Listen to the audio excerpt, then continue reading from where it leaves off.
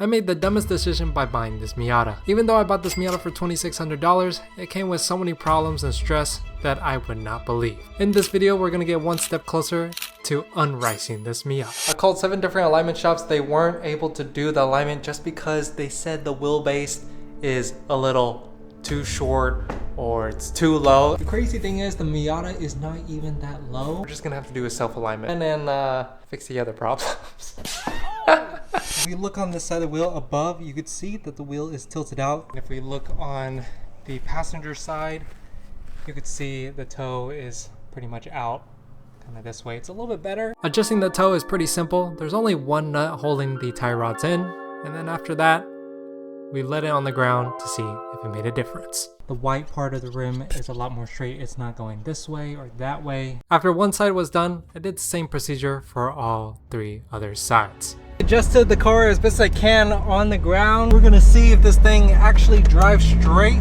So far, I think we made it worse. Yeah, it's wanting to drive to the left when I go over bumps, and wants to go everywhere, so doing the self-alignment was pretty tedious, so I gave up on that and moved on to the next thing that needs to be fixed. When we make a left signal, it blinks just fine, but when we make a right, it hyper flashes, which means it flashes faster than normal. And it only does that for the right side. It's hyper flashing like crazy. So I went online, and this is where this comes in. On the original bumper, it actually has parking lights. So this is actually one of the parking lights. However, it's missing the other harness. I bought the other harness, and hopefully this should be the issue because there's no bulb attached to it. So I'm assuming it's hyper flashing because it has no bulb in it. That's what I'm hoping for. I'm gonna detach this thing real quick.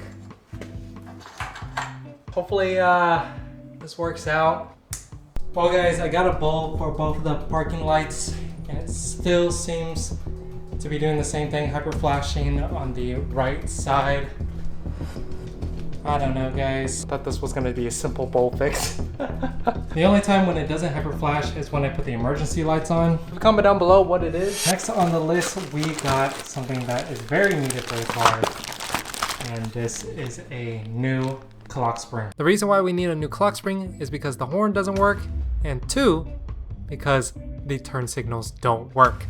Every time I turn left or right, the signal will never turn off. So with this clock spring, it will help fix our issues. Okay, this guy definitely cut up the harness, so yeah, that's probably another reason why the airbags don't work. Hopefully taking out this clock spring is as simple as putting a new one back in, but knowing my luck, probably not. I don't think it's OEM at all. I think this is completely rigged up. Oh, to God! This doesn't blow in my face. I did disconnect the battery, so hopefully once everything is in, nothing happens. Do not try this at home. I am somewhat professional. I'm gonna have to buy a new airbag, I guess, if it does blow up. This car is gonna be the death of me.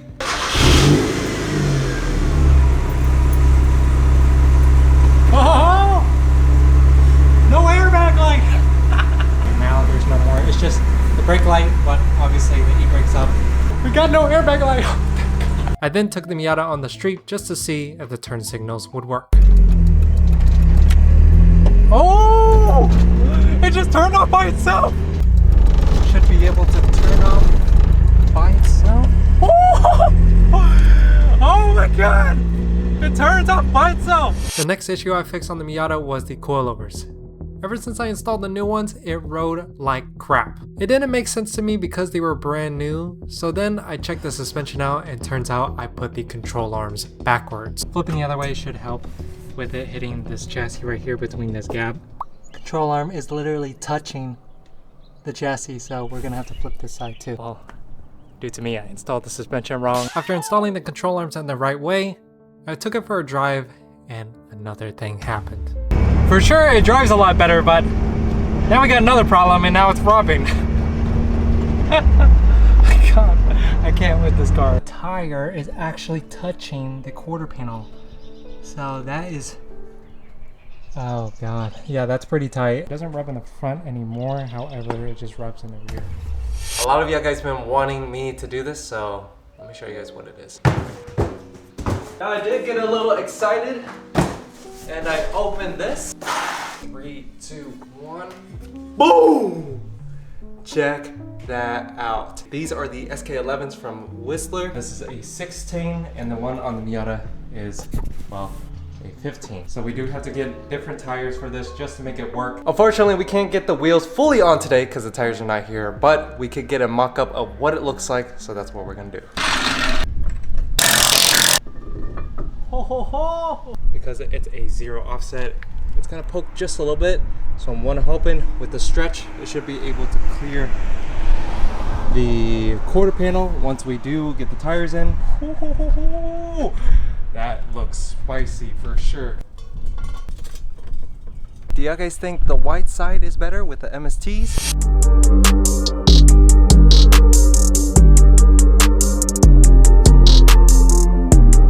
It's been a few days later. We did get new tires for the Miata. For the new wheels, of course. I wasn't gonna leave y'all guys hanging. We do have a good amount of stretch compared to the ones on the Miata right now. Since we're low, this is the only way we could able to clear these wheels because this is more aggressive offset. This is a 0 offset. So what do you think, Canada girl? It's better. You think so? Yeah. Okay. It definitely will clear it now since it's stretched. For some reason, the previous owner did this to both sides on a thicker nut. That's not good because it actually could ruin the seating when you put it on the wheels. Luckily, O'Reilly sells like individuals rather than the whole set because I didn't want to buy the whole set. And then we're just gonna replace it. You could tell this thing has been neglected for sure. Look at all this dust. Yeah, I kind of got lazy. I spent a few extra hours to dial in the suspension and the fitment, and here is how it looks.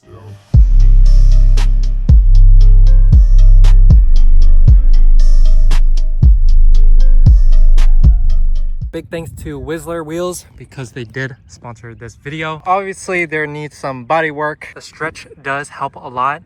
It looks like it might rub, but it actually doesn't. I've been driving this for a good minute now, and it clears no problem. The side skirts, and then a new wrap, and I think this will look fantastic. I did have to cut the bumper a little bit to clear the exhaust just because this car was hit from the back, so nothing aligns perfectly. I dialed in the fitment as best as I can. Now the only problem is, it does need alignment. No one wants to align this car just because it's somewhat low, but for me, I don't think it's low. We are one step closer to unclapping this Miata.